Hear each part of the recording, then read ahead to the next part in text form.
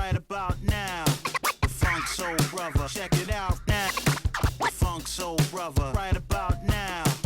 Right up now, check it out now. The Funk Soul Brother, right about now. Now. Well, hey, everybody. Welcome to the Right About Now podcast. This is John Small. I hope you are doing well. I hope your week is going just splendidly. I'm getting excited. You know, my book is coming out on my birthday. My birthday, July 5th. You will be able to buy my new book. And I haven't been talking about it that much because I'm going to be talking so much about the book after it comes out, and I don't want to overdo it. But I'm pretty excited about it. The book is called Right About Now, Best-Selling Authors on Their Origin Stories, Creative Inspiration, and the Birth of Their Careers. The best way I can describe this book is that it is a collection of stories of successful writers who basically pushed past their fears and their doubts, and they jumped into the unknown. And this is what happened. And this is how they did it. The stories are both inspirational, they're funny, they're touching, they're sad.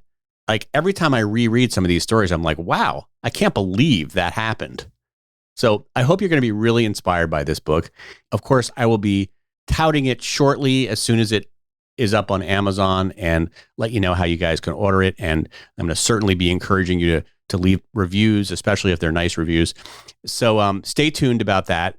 One other thing I want to mention before we get to the interview is that there are still 3 spots left in my writing class, which is called The Secret Formula to Writing Nonfiction Stories That Sell. 3 spots. Come on. Let's just sell out this class. I mean, you know, my birthday's coming up. It would be a really nice birthday present. So if you want to sign up for that class, it is happening virtually on June 27th at 12 p.m. Eastern Time. It is a 3-hour jam session with me. You'll learn about all my secrets of writing successful stories that I've learned over the years. I think you'll get a lot of value out of it. So I will leave a link to where to sign up in the description of this podcast. Do I have any other announcements? No. Okay, so we're going to get to the show. My guest today is Steve Almond, and Steve knows a lot about overcoming failing and doubts and embarking on a successful writing career. He has a terrific new book out in which he shares the insights that he has gleaned over 3 decades as a teacher, as a mentor, and the author of 12 books of fiction and nonfiction. The book is called Truth is the Arrow, Mercy is the Bow, a DIY manual for the construction of stories. And Stephen breaks down what he believes are the most important components of storytelling, including plot, characters, and chronology. But he also confronts how grueling the process of writing can be and offers his thoughts on breaking free of the fear of failure that so many of us carry around and the doubts that all writers have. And those doubts have certainly followed me. I mean, I'd like to tell you that after doing this for 25 years, I don't have any doubts about my skill as a writer, but I don't think those ever go away. I can't tell you how many times I've gone to write a story, even a 500-word press release, and thought, this is terrible. I don't like what I'm writing. I don't know how to write this way. This is why am I writing? Why am I even doing this career? I should have been an actor. No, maybe I should have been a lawyer, or I should be retired by now. Why am I writing? You know, I mean, just the thoughts that come flooding in. And, you know, I wish I had some sort of sage advice or meditation to help you push through it. But it turns out that this is all part of the process, and your mind will be much more at ease if you're just able to observe that this happens from time to time and know that this is natural, that you will push through it, that you always do push through it, but that it's not you. Those doubts are not you. Those fears are not you. And the way you know this is because you're able to observe them. Isn't that cool? I love that. I love the idea that you can be a witness and that you can see these doubts coming in and just be like, oh, hey, doubt, what's up? But you know it's not you. If it was you, then you wouldn't be able to see that you're having doubts. That's pretty freaking cool. So Steve is a very wise man. He's funny too. Some of you might be familiar with the show he hosted for the New York Times called Dear Sugars. He hosted that with Cheryl Strayed, who I would love to get on this podcast, great writer. So he knows his stuff and has thought very deeply about this topic. I've been thinking about a lot of things that he said. Like it's definitely followed me past this interview. One of the things he talks about is how he stopped writing characters that were just like him or protagonists that were just like him and sort of got into the head of somebody who is not like him. And that really, it's such a simple thought, but so many times the protagonists that I come up with are kind of like variations of myself. And it's so interesting when you get in the head of somebody who's completely not like you. It's actually quite liberating. So I found that really helpful. But that's just like one of many gems of wisdom he's going to drop on you right now. So without further ado, I bring you my interview with Steve Almond. Steve Almond, welcome to the Right About Now podcast. Thank you. It's good to be with you. Really good to have you here. Can you read page 37 of just that first paragraph? Because I think that'll set a good tone for this podcast. I was very happy to read that paragraph. Oh, good. Okay. Let me start by stating something I hope we all have in common, which is that I find writing excruciating, a form of self-imposed exile with a side order of shingles. I would rather do almost anything other than write. If you are one of those people who doesn't agree with this statement, who finds the hours spent at the keyboard sailing past, well then, I am happy for you in the exact same way you are happy for the person who married your soulmate. I love that. That is so perfect. And it kind of encapsulates certainly my feeling about writing. And I was so happy to hear somebody as accomplished as you feel the same way. Mm-hmm. Why do we write? I mean, why do we do this? If writing is such a chore and so unpleasant, why do you do it? I think that there's a certain kind of person who everybody's trying to figure out the story of their lives. They're trying to figure out kind of what they're living through and what's happening in the world inside them and how that's interacting with the world around them. And I think as a result of being a species with a big brain and a very conflicted heart and a kind of confused soul, we're going in search of ourselves and trying to figure out the meaning of all these experiences that are rushing at us. And the bioevolutionary adaptation is that we know how to tell stories. So we're constantly constructing stories that help us understand and live with, and in some ways try to address bewilderments that we're encountering. And that's what stories are, and we're telling them all the time, regardless of whether we're trying to make a living at or sort of consider it our calling to write them down in one form or another. And literally everybody is doing this storytelling work all the time. And writers are people, I guess, who somewhere along the line probably started reading, getting really excited by the feeling that there are people out there who are playing poker at the big stakes table, who are interested not just in the journalistic questions, who, where, why, when, but the kind of inner life question of why. So for me, I was a newspaper reporter, an investigative reporter, and I was being sent out into the world to write stories about eventually people who were really self-destructive and other destructive. And my editors wanted me to kind of get them and, get an indictment and make a big controversy and scandal. But I kept thinking, why are these people doing this? Like, why are these people blowing up their lives? Like, what's happening inside them that's causing them to do this? I come by this question naturally. Both my parents were psychiatrists who became psychoanalysts. So like the inner life. You didn't have a chance. Yeah. I didn't have a chance, man. My wife is a psychoanalyst. Yeah, I get it. As a psycho, I like that analyst. You broke that. My wife is a psychoanalyst. So I grew up with that. Yeah, I can see that very clearly, but it took me, I didn't take creative writing in college, and I wanted to sort of have a business card and insurance and all that stuff and be like a legit professional.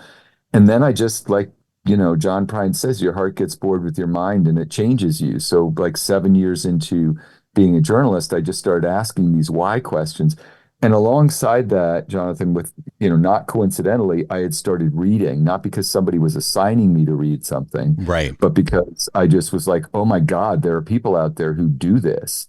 And I remember, reading, I don't know, Tony Early's stories and Harper's and, various writers, Lori Moore and Barry Hanna and Dennis Johnson, whoever it was, and just being like, holy crap, these are my heroes. Like, you mean you can do this? I didn't even know there was such a thing as an MFA. Mm. This is all happening in the mid 90s, so you can assume my clothing is pretty shitty. You can actually just generally assume that my clothing is awful.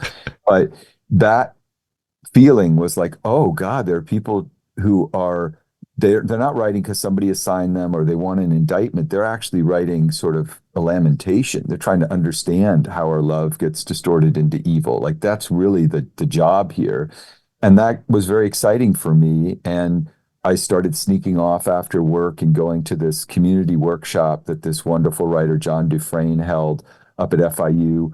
I was living in Miami at that time in Miami Beach and being the world's most inept investigative reporter. And I would sneak off and write these terrible stories. I didn't know were terrible yet. They still Yeah. seem to me to go, wow, they just poured out. These of were me, man. short stories, right? So you got into fiction writing. Yeah. It was not too daring an ascent, I Yeah. kind of I scrabbled up the rocks of short stories. I mean but that's a good place to start because it's like a sort of distilled. I remember taking a short story class at Wesleyan where you teach, and or have taught or no teach, right? Yeah. And yeah, like everything is sort of distilled into that, whatever it is, 10, 15, 20 pages. And it's a kind of almost like a good, it's hard to, very hard to do, but it's not as intimidating as like tackling a novel, I think, especially when you have a full-time job doing something else. Mm-hmm. Yeah, that's what it was. It was, I mean, I think at its best, the short story is phenomenal. Like the best short stories have, in a certain way, to me, the power of a novel, but just compressed. So I find it it's my native form. But some people will say it's sort of an apprentice form. And I certainly can say the novel kicked my ass. I wrote 5 failed novels before I wrote one that I felt was worthy of publication. And the architecture, a lot of the book is really, it's written from the perspective, even that silly paragraph I wrote is really saying, look, this isn't a book where you like go to the guru, Rick Rubin, and he sort of, like says the Buddhist incantation, and then suddenly the muse visits you every day. Like, it's not that kind of book. Mostly writing is decision making alone. You're choked by doubt and uncertainty. And oftentimes that's intense enough that it just literally shuts you down into writer's block. And that too is a part of the process. And you fail more than you succeed. And you're going to get a whole bunch of rejections. And your job isn't to write a bestseller or get an agent or any of that. It's just to outlast your doubt. It's to keep making decisions at the keyboard. And it's really written from the perspective, in other words, not of like, come to me for the wisdom, but more like I have screwed it up many ways and failed many times. And I've learned something from those failures. And here's what I think I've learned. And maybe you are encountering some of the same struggles. Yeah. I love how you broke it up into different sections, from plot and character. And like you said, doubt and the openers, etc. I'm curious how you came up with those specific things that you wanted to tackle in the book. Well, the first section, those first 5 essays are definitely about craft. And I basically just wanted to write about the stuff that I kept encountering, both in student work and in my own work. Over and over again, I was unable to recognize that I needed to decide the narrative stance I wanted to take. It wasn't about point of view. It was about the narrative stance that I was taking, who was guiding the reader through the story. And that got me thinking about, sort of more broadly, how we're all looking for a good narrator to make sense of the story and present it to us and guide us through it. It's not like TV and movies. In a literary story, you just have one collaborator who has to play all, you, the writer, have to be that cast of thousands, the best boy and the gaffer and the sound editor, the cinematographer and the lighting specialist. You have to be all those things. And the reader has an even harder job. They have to create the whole movie cast by their own imagination in their head. So you need this narrator to be the kind of showrunner. I thought about chronology and my struggles in the novel form and plot with that longer form, it just exposed the fact that I had no idea when I was entering the story and sort of how to manage time as I moved the reader through the story with plot.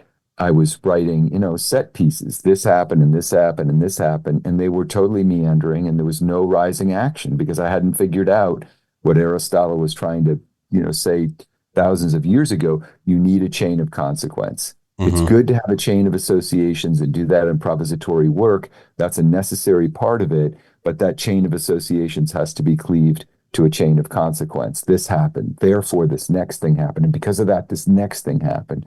And screenwriters and understand that intuitively. That's drummed into them early on. But as a literary writer, nobody ever told me that. It's true. So Screenplayers, I really have a formula that is like so tried and true, right? I mean, literally page by page, if you really follow like, Sid Field's, or Save the Cat or these guys, it's a very formulaic. Novel writing, not so much. I mean, I know there's a Save the Cat for novels, and it's probably very good. I haven't read it, but it seems like there's not as much of a formula, right? Mm-hmm. It's kind of intimidating. You're trying to have a story that has some external action that's moving forward, but a lot of it is about the inner life and the reverberations of the inner life, and that has to actually be interacting with what's happening, outside with the exterior action that can be dramatized, and that's what makes it super exciting and moving, and to me, kind of the deepest communion that you can have as an artistic experience. But it also makes it really fucking hard.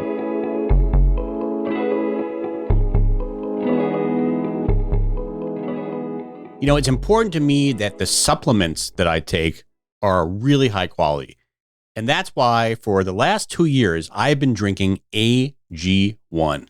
Unlike many supplement brands, AG1 conducts relentless testing, and it works. AG1 isn't just a buzzword, it's a commitment backed by expert-led scientific research, high-quality ingredients, industry-leading manufacturing, and rigorous testing. They test it for 950 contaminants and banned substances. Taking care of my health shouldn't be complicated, and AG1 simplifies this by replacing multiple health supplements like multivitamins and digestive aids, and just putting it all in one simple scoop. I like simple, and I like scoops. So if you want to replace your multivitamin and more, start with AG1. Here's what I can do for you. You try AG1 and you will get a free 1-year supply of vitamin D3 and K2 plus 5 free AG1 travel packs with your first subscription. All you have to do is go to drinkag1.com /right about now, WRITE about now. That's drinkag1.com /right about now. Check it out now. It's interesting. You say right off the bat that you suck at plot, and that resonated with me because I'm not great at plot either. Like, I'm pretty good at thinking of characters. And again, I don't have I'm more of a nonfiction journalist, but I've definitely, journeyed into the fiction realm, and I probably have a lot of unfinished books as well sitting in my drawer. But I think one of the things that stops me is the plot, because I always have like a good kind of like inciting incident that kind of gets me into like a good formula that gets me into like the action of the book, but I don't know how to like plot it all out so it all kind of comes together. How did you get you struggled with that too? Oh yeah. And you mentioned this Aristotle, the idea of consequences, but how do you, when you're thinking of a book, do you think of the plot first? You sort of map it out with like the cards and the or is it all in your head? Like, tell me, or do you write sort of? Yeah, in the lit mares, there's like these two types. They're the pantsers, seat of the pants, and they're the planners or plotters. And sometimes they say they're the gardeners and the foragers. Mm-hmm. The truth is that I'm not somebody who has the sticky notes and the outline written on the big board and who's organized it all. That's not natively how I work. I kind of work more in improvisatory, kind of trying to sort of figure it out on the fly. But what I realized with the novel is I did need to have at least a vital intuition or two about where things were headed.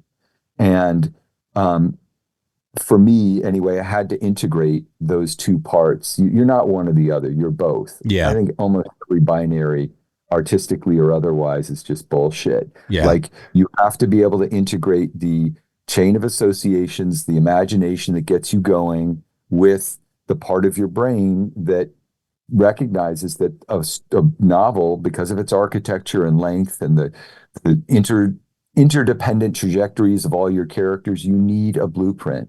And that means that you really do have to have a sense of what the rising action is and what logically follows. Mhm. Scenes can't just be there to introduce you to a character or to sort of explore how the plot might come together. It's supposed to dramatize the plot. Yeah. And so for me, my first drafts are very exploratory, and I don't have a handle on plot yet, but I'm getting a handle. I don't have a handle on character, but I'm getting a handle on them. And through that drafting version, the shitty first draft is good and necessary, but through that plotting version, you are gradually, that other part of you, the planner, the gardener, is actually starting to figure out, oh, I see, hold on, I need a therefore and a because between these scenes. Every scene needs to be integral to that chain of consequence. If I removed one of them, the plot should fall apart.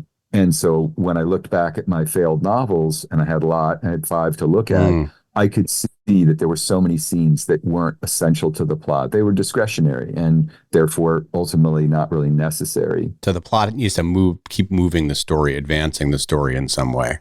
Yeah. Yeah, and you know, scenes can do lots of different things, but the best ones, and in the book I do this breakdown of a single scene. Like the best scenes are introducing what Aristotle called recognition and reversal, meaning that there's some realization about a character that's private or secret that bursts into view, or more than one character.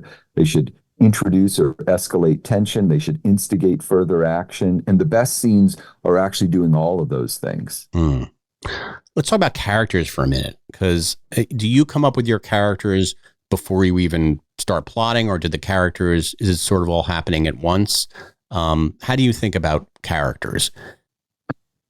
Yeah, I mean, I think there's a link between character and plot, because not every book works in this way, but most books, the reader's asking 2 questions unconsciously and immediately. Who do I care about and what do they care about? It's basically, who am I rooting for and what do they want and what are they afraid of? Yeah. And is there a way in which their desires are somehow attached to their fears, or their unintended consequences that result from their yearnings, their desires, their burden of hope? And for me, I am thinking about characters in they come to me in lots of different ways. Half my books are nonfiction, so the characters are me, the people around me, the people that I might be doing a book about. Like I wrote about the candy industry and my obsession with candy, so there were a lot of characters that I was trying to capture, like you do as a journalist. Yeah. It means just having all your antennae out and really listening really carefully and watching how they move and observing the things they're saying and what's underneath those things and what they wear and their gestural vocabulary, all that stuff. When it's a fictional character, usually it's somebody who is, either borrowing elements of people I already know or myself, or is literally just based on somebody I know. And then there is another kind of character that occasionally I have encountered, although it's pretty rare, which is a character that the muse literally walks into my imagination, who I have deep down stuff unconsciously in common with, but they kind of come to me sui generis. I don't know where they came from. They came from my artistic unconscious. And that's what happened with the successful novel I was finally able to write, this novel, All the Secrets of the World, where Lorena Saenz, this young woman who grew up in Reagan's California, in the early 80s, is the same age as me, but her family is undocumented. She's, a brown young woman who's poor and a latchkey kid, and she has been told all her life to remain invisible. And this is the story of what happens when she walks into the home of a rich friend of hers and suddenly becomes visible to all the predatory adults. And she herself gets in trouble, her family's dragged into trouble. And that's the engine of the book. I don't know where Lorena Saenz came from. I have no idea. You don't know. And frankly, I don't want to know. It's just, you're lucky enough that the muse walks a character into your imagination. And your job at that point is to figure out, or at least kind of allow them to have their desires to have the fears that arise from, or the dangers that arise from those desires, and then really just to chase them into the danger that their own behavior and motives are going to lead them into. You're almost at that point sort of transcribing. And that's very different than the experience I had with those first novels, where there was some character who was kind of basically me, moving through some environment that was very familiar to me, wisecracking and making snarky comments the whole time. There wasn't even really a plot. There was no subtext. The subtext was, aren't I clever? Look at that funny line that I just feel wrote. like it's the J.D. Salinger. Everybody tries to write their J.D. Salinger book. I don't know. That was my experience. Like I keep writing the J.D. Salinger. Like there's only one of those. But it's like that kind of snarky talk and like, but it might not be natural, and it's also not always so interesting. He did it well, but curious. So you write fiction and nonfiction. Is there one that you tend to prefer? Not everybody does that. In fact, that not very few people do both. So how are you able to kind of go between, and is there one you prefer doing? Honestly, the pattern is pretty almost painfully obvious at this point. I write a short story collection, and I can get one of those published every decade, maybe if I'm lucky. Nobody makes any money. We all feel terrible afterwards, but those move out into the world. Then I try to write a novel, and I fail, and I go into a depression. And then what gets me out of my depression, and I don't recommend this as a way of, like, this isn't a good path to literary anything, but this is my path.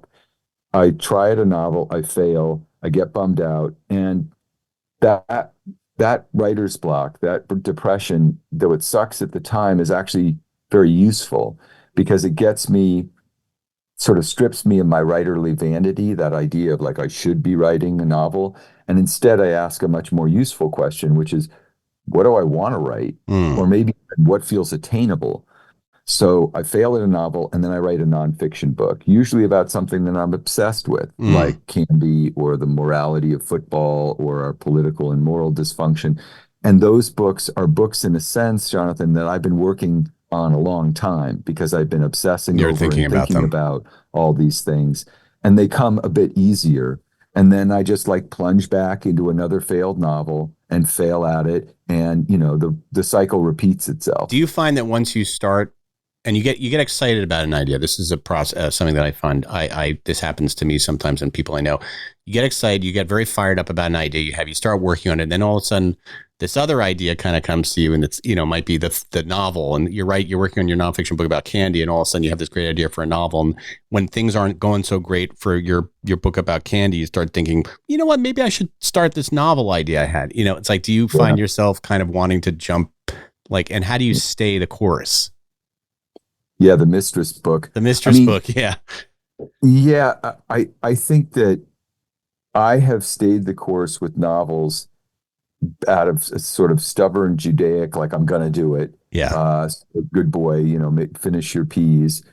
And, it's been pretty dumb, I guess. I've spent years on failed novels, but at this point, I've accepted it as like, okay, that's my process. And that dedication and devotion or self-punishment or whatever it is allows me to then write an easier book. Somehow, for the most part, I have to get through the failed novel, and then I'm able to sort of say, okay, that didn't work. Let me try something that's less self-punishing. I don't really, but I do have the experience when I'm working on the failed novel, especially, a style, an instigating incident, a tone, a situation, that'll get you 50 pages, 100 pages, maybe 125 pages. It's at that stage of needing a blueprint, where you realize you can have lots of velocity. That's not the same thing as direction. And that's where the Mistress book comes in, and you start thinking, oh, wouldn't it be nice to be working on something else? But you should probably resist the Mistress, right? Because the Mistress can be trouble. I really, this is not the kind of book that says, here's the right way to do it and the wrong way to do it. I think it's such an inimitable process. Everybody has their own process. This writer, Brad Watson, great novelist and short story writer, and he said, oh, I'm always working on 4 or 5 different books, and I don't know which one's going to hit. And I was like, wow, fucking weird, but everybody's got their own process. Yeah, I even And find it hard to read more than one book at a time. Like if I'm reading a book, I find it hard to like then start picking up another book. I don't know why. I'm yeah, weird that way. yeah. Maybe it's my Well, maybe ADD. for whatever reason, your job isn't to figure out sort of how to ape somebody else's process. It's to Yeah. figure out, do a self inventory and figure out what process works for you. One of the things that's come up a lot, and you do talk about doubt in your book, and I asked my audience, what are the three things that kind of prevent you from writing? And fear of failure was the one that kind of ranked the highest. And I'm Yep. wondering what your advice is for people because everybody, even the most successful novelists fear failure, right? It's a very and all artists fear failure, but somehow some artists are able to kind of get through that, and others, it stops them. So what's your secret? What do you tell people? What do you tell your staff?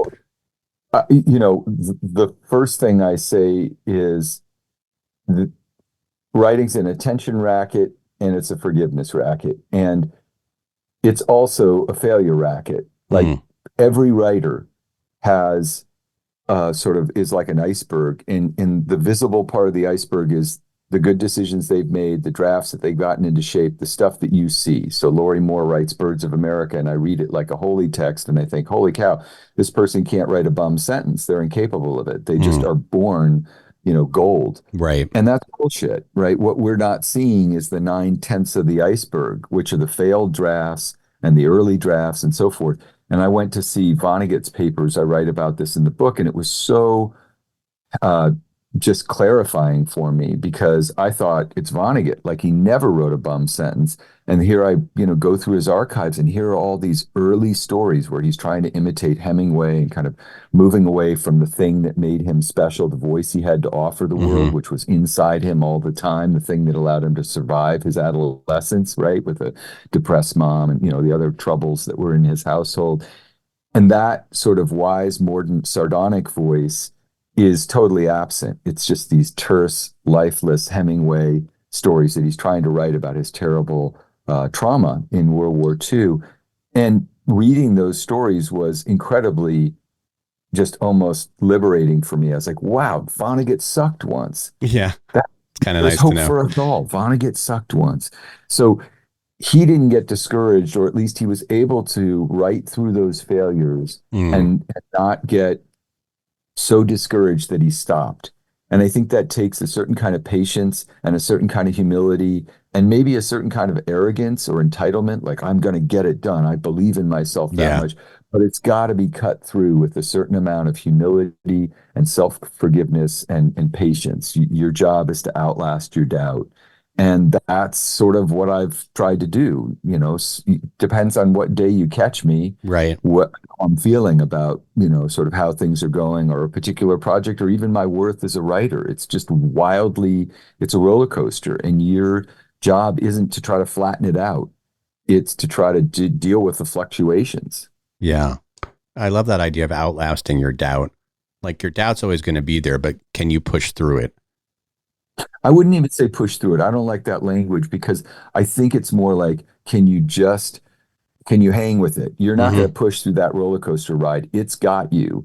The question is, can you ride it out? Yeah. Can you outlast it? This too shall pass, maybe kind of idea. Like, right. Yeah.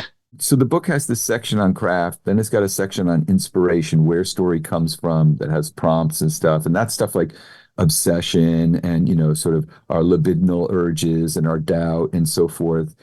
And then it's got a section that's really, to me, kind of the heart of the book, which is about what I call the evil voices, writer's block and competitive envy and anxiety about exposure, all the stuff we don't really talk about out loud because it's too private and scary and squishy. And for me, writer's block, I've got a piece called Writer's Block, a love story. Like that doubt we're feeling all the time. We think of block as like the Black Plague, and like once somebody gets it, they have to sort of go into quarantine and melt from view. But in fact, we're constantly blocked. We can be writing a paragraph or a whole novel and in some way be blocked at the level of character or plot. And so I don't think of it as a binary. I think of it as a spectrum. And the way that you get through it, to me, is you lower the bar. Right. You figure out some way to take the pressure off.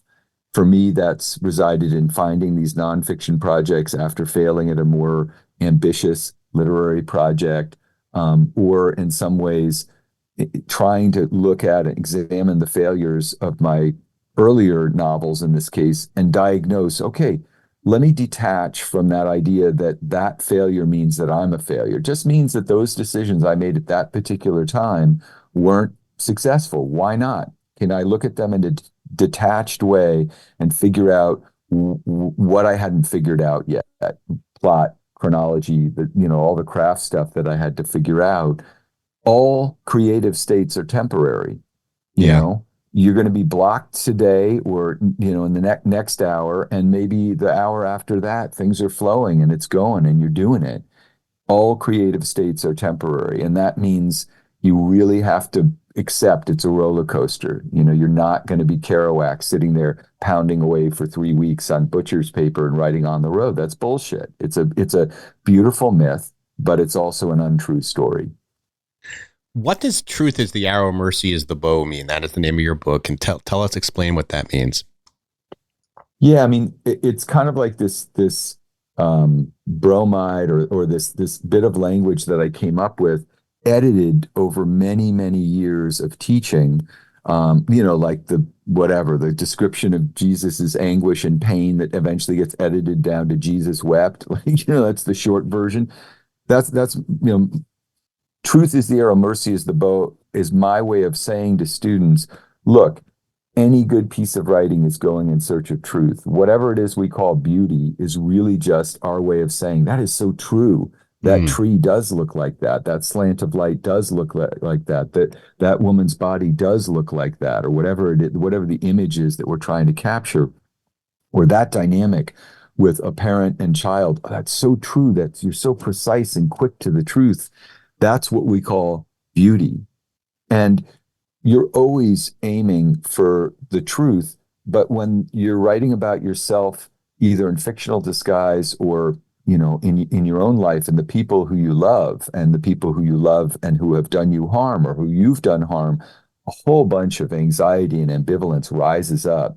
And writers are simultaneously saying, I passionately want to tell the truth. And also, oh my God, I don't want to get into that truth. That's going to get me upset. That's going to make people angry at me. That's going to make me feel guilty. And so what you have to do is try to convince yourself, to the extent that you can, the truth is the arrow, but you're only going to travel as far into the truth as your mercy will get you.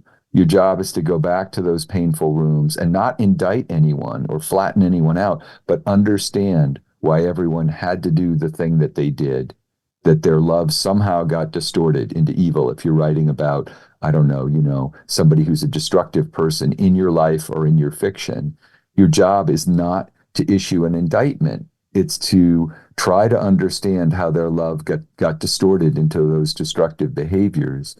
And simply doing that and being conscious of the fact that you're going in search of forgiveness probably is going to allow you to quiet the voices, not eliminate them, but turn down the dial on those inhibiting voices that are saying, don't break that silence. Don't break that. Don't wake up that ghost. I want to go back to something you said, because I forgot to ask this question, and I'll put it back. But when you finally found your muse, in your successful book, your first successful book, and I'm wondering how that muse came to you. Did it come to you through the process of just writing and kind of failing and rewriting and failing, or did it strike you in the shower? Like, how did you get yourself in a place where that muse became present for you and you were able to Yeah. kind of channel that muse a bit? Yeah. Interestingly, what happened was I'd published a bunch of story collections and nonfiction books and even co-written a novel, although it was sort of a bunch of short stories strung together. So I'd already had a body of work, but I had this voice in my head saying, you must write a novel in order to sit at the big kids table or be a real man, or whatever bullshit was in my head. And um, like, as I was entering my 50s, after years of defining myself as a failed novelist, I I gave up. I surrendered. Like, people around me, a friend of mine said, you don't really want to write a novel. You just want to be a novelist. And I was like, God damn, fuck you. That's not true. And of course, that was totally Totally true. true. Yeah, It was all an ego trip. that totally rings true with me. Yeah, as well. Right, Yeah. right. And my therapist said, well, what if you're not meant to write a novel? Like, what if that's not just your thing? Like, would that be so terrible? And I was like, fuck you. Why do I pay you all this money? But it, at a certain point, I just surrendered. I just said, okay, I don't have to write a novel. It's okay. Nobody other than me is waiting for it. Believe me, nobody's out there like waiting by their, bedside for the moment when Steve Almond writes a novel. That's just an ego trip in my head. And so the moment that happened and I gave up and surrendered and said, okay, I'll find another dream, it opened up, as near as I can reckon, it opened up this imaginative space into which the muse was able to walk Lorena Saenz. I think that's how it happened, because it was only a few weeks after that I started thinking about this young woman, and I don't even remember where she came from. Like, she just came from some ancient sort of whatever, some part of my artistic unconscious. Like all the best decisions, you don't know, it just comes to you. It's not routed through your conscious intention to write about this kind of character. She just came, she just appeared. And that's really the way that the Greeks thought about creativity. It wasn't something that was located in the artist and their conscious mind and their will and even their creative intent. It was something outside, and your job was just to show up at the keyboard and maybe the muse would visit. But I think the space for that opened up when I took the pressure off and surrendered and said, okay, I'm not going to do it. That's fine. It's okay. Right. I think we put so much pressure on ourselves and you're so right. You have this image of yourself as, being a novelist rather than actually writing the novel. Like, you want all the kind of acclaim to say, I have this legacy that I've left, right? Rather than actually doing the thing. How old were you when you actually had that first novel published? 55. Oh, wow. That's really impressive. Yeah. So like, that's the other thing about kind of getting older and I don't know, just getting beat up and having some failures is you just go like, okay, it's okay for me to write a book that's trying to give advice and counsel and write about storytelling, because it took me a really long time. Nobody could accuse me of like peaking too soon. It took me my mid 50s to figure it out, and everything's taken longer than I thought it was gonna. You have these ideas when you're younger of like, okay, I'm gonna have a book by 30, and okay, well, I'll have a book by 33 or 35, and everything has taken me longer. In a way, I spent years being bummed out about that or feeling like I was falling behind in some race, and now I'm just like, it took as long as it took. And it took all the accumulated failures and missteps and blind alleys. That's just what it took. That's very encouraging that because I'm around your age and I have not written my novel yet, but I feel like I need to surrender. After I get off this call, I'm surrendering and just you can surrender right now. I'm surrendering. Certify it. I'm just out. Okay. Let's see what else I want to talk to you about today. I'll let you go. I love that. I love that. I'm just like a dream wrecker. Like, oh yeah, I got Jonathan to just give up.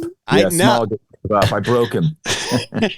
But I mean, I think it's so important because I think that I keep putting this pressure on myself that if I'm gonna write that novel, it better be freaking good, because I've waited all this time to write this novel. It's gotta be a banger, to use my son's terminology. It's good to be ambitious. It is a good thing to be ambitious. It's just, that category of thought is just pressure, and you can't dance when you got like 1,000 pounds on your shoulders. And you have to be able to dance if you're going to write. You have to be loose and improvisatory, and you have to allow yourself to make mistakes and just take a chance. And when you're putting that much pressure on any kind of endeavor, that self-consciousness is the death of art. You have a podcast called Dear Sugars, right? That you did with Cheryl Strayed. How did that come about? How do you know her, and how did that come about? Well, I was the original. So I wrote this column for an advice column for the Rumpus called Dear Sugar, and I was imitating like a certain kind of character. It was a persona column, and then I realized, like, one, I suck at this, and two, I know somebody who would be a lot better. My friend Cheryl Strayed, and this was obviously before she'd written those columns before Wild came out. So I wrote, she'd written me a fan letter and I wrote her back and said, "Hey, you should do this. You should take over this column. You're really smart. You're really wise." And so she took over the column and it became Dear Sugars, this big, huge phenomenon because columns were so beautiful and so generous and wise. And then we decided she said yes. She said yes to doing the column. And then when the column blew up, I had the idea of maybe turning it into a podcast. And again, she said yes very kindly. And, we did that for 4 or 5 years and it was great. It was awesome. That is awesome. You've also had some books that have been now adapted, right, to films. Yeah. What's that like as do you enjoy that experience, or is it kind of like, are you one of those writers? It's like, oh God, that's not how I imagined it at all. Like, or do you just sort of stay out of it? I sort of stay out of it. So on Hulu right now and Amazon is this film, Which Brings Me to You, which was the epistolary novel I wrote with Juliana Baggett, like more than 20 years ago. And they did an incredible adaptation. I think it's really just such a smart, funny, sweet, sexy film. It's nothing like the book. I think in some ways it's better than the book, but I had nothing to do with it. And I'm really thrilled to see what they did. All the Secrets of the World is in development for television. And I have no idea what it's going to be. I feel like that's a whole different art form. And your job as the writer is to participate if you want to participate, but also to accept they're doing their own thing. They got 1,000 people working on this thing. They're smart about it. They're thoughtful about it. And if they're not, it's not really your business anymore. Have you ever thought of writing a screenplay or a teleplay? Yeah, I wrote a screenplay, a pilot, and I thought it was actually pretty good, but I didn't do anything with it because I don't really know that world. And, I sent it to like one writer friend of mine who sent it along to an agent, his agent, and his agent said, "Oh, this is really good, but there's already 2 projects set in the same world." And that was enough to like knock me off. Like, okay, I'm not going to get, what do they say? Like, I'm not going to get 500 people to agree for 5 seconds on this project, which is apparently what it takes. And so I'm interested in that form. I think it's fascinating and amazing. And I love really good films and TV shows.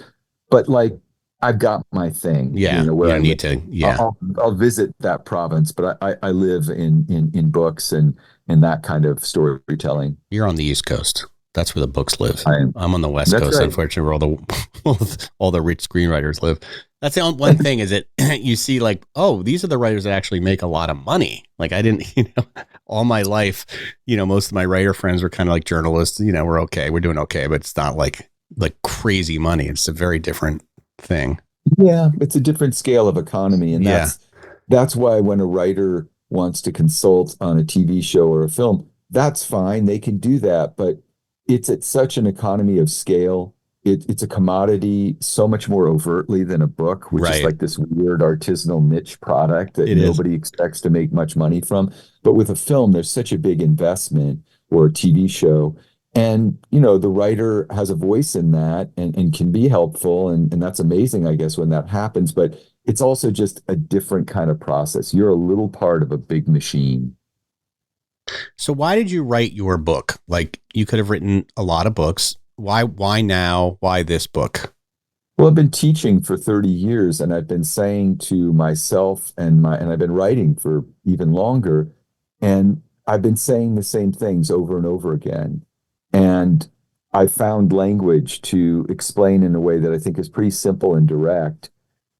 It's common stuff, problems that you're going to run into or struggles in craft, where story comes from and what the inspiration is for them. And also all these evil voices. Like I keep saying the same thing to different classes. And I felt like, okay, it's okay now. I finally did write a novel that didn't suck. So it would make sense for me to write some kind of book that pulls together, or really even just to harvest all the stuff that I've been at work on for decades. And that project is a way of sort of expressing a lot of what I've been trying to do in my teaching work, but in the form of a book that has elements of memoir and elements of a craft book. And, it's also very funny, by the way. It's a very funny book. Yeah. I mean, that's the other thing is that the craft book as a genre is sort of bossy and arrogant and kind of humorless. It's like, well, this is how you do it. And that's like, I think actually that you need to have a sense of humor about how hard it is and how much failure you're going to encounter and how much rejection you're going to absorb. Yeah, I and like that it's how, very self-deprecating, right? It's like, yeah, you're just like, yeah, yeah. I mean, that's how you get through it. Your sense of humor is the bioevolutionary adaptation. Just like stories are a way of making sense of our lives, having a sense of humor is a way of sort of surviving feeling states that at the time anyway feel really tragic. Later you'll look back and laugh at your idiot self, but at the time it really feels devastating. So right, right. Um, Before we close here, so you have taught so many years, and it's always hard to ask a writing teacher, what are your favorite books? But are there books that you've come to again and again that you assign your students to read? I noticed in your book, you quote some of the books, some of the same books in a bunch of your different chapters, like The Great Gatsby comes up a bunch. And are there certain books that you just think that you turn to, again and again, as kind of inspirational? one of the one of the other kind of secret motives of writing a book like this is rather than just saying, "Oh my God, I failed so many times. Here's what I did wrong, and what you're doing wrong, or what you could do better." You are able to say, "Hey, here's somebody really doing it right. Oh my God, you want to think about chronology? Look at Cheryl Strayed's book, Wild. You want to look at think about Natasha Trethewey's Memorial Drive, or Meg Wolitzer's The Wife, or 100 Years of Solitude by Marquez. Look at how interestingly they're handling chronology. Look at how brilliantly Fitzgerald is handling character. Gatsby's one smile gives us all this information about this mysterious character and suddenly pops into three dimensions. That's a lot of what I love being able to do in a book like this, is just say, here are the people who are doing it right. The book that I probably quote the most from and have learned the most from is this novel Stoner. And one of my nonfiction books that I wrote after some failed novel was, in fact, a book called William Stoner and the Battle for the Inner Life, which was just a book about the book Stoner. So a really, really smart economic model there. Let me write a book about an About it. obscure book that will sell. But it really allowed me to deeply explore what I call the mechanisms of enthrallment.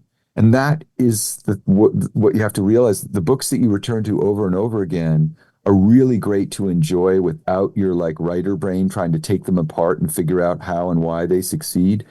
But your writer brain can do that. Those books are not just an inspiration, but potentially a teacher.